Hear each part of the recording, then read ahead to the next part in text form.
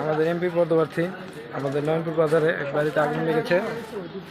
সেখানে পরিদর্শনে জামাত জোটের আল্লামা মামুনুল হক সাহেব মনোনীত এমপি প্রার্থী উনি দেখার জন্য চলে যাচ্ছে।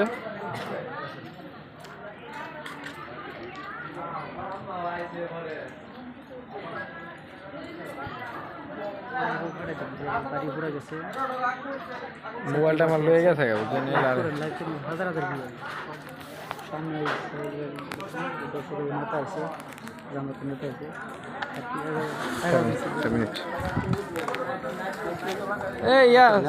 লাইভে ইয়ে নাই, লাইভের দাম জানা। হ্যাঁ মোবাইলটা মোটা হয়ে যারা